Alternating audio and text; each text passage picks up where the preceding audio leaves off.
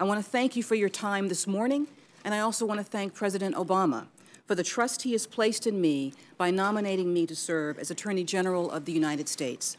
My father, Lorenzo, who is here with me today, is a fourth-generation Baptist preacher who in the early 1960s opened his Greensboro church to those planning sit-ins and marches, standing with them while carrying me on his shoulders.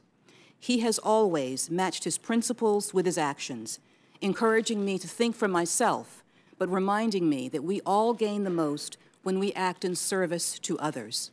In a world of complex and evolving threats, protecting the American people from terrorism must remain the primary mission of today's Department of Justice. I intend to expand and enhance our capabilities in order to effectively prevent ever-evolving attacks in cyberspace, to expose those wrongdoers and bring those perpetrators to justice as well.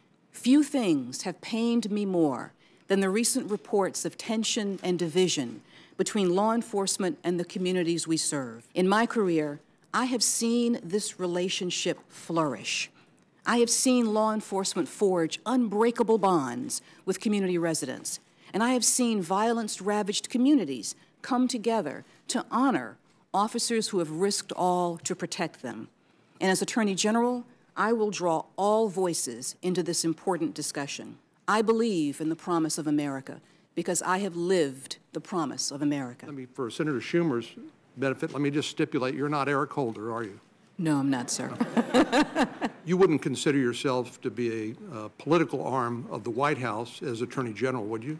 No, Senator, that would be a totally inappropriate view of the position of Attorney General. Which you'd be willing to tell your friends no, if in your judgment the law required that. Sir, I think that I have to be willing to tell not just my friends and acquaintances, but colleagues, no, if the law requires it. And I do pledge to this committee that I want to hear your concerns, I want to listen to your concerns, and I will always be open to discussing those issues with you. Do you agree that waterboarding is torture and that it's illegal? Waterboarding is torture, Senator. And thus illegal. And thus illegal. Is it a crime at the federal level to possess marijuana? Marijuana is still a criminal substance under federal law, and it is still a crime not only to possess but to distribute.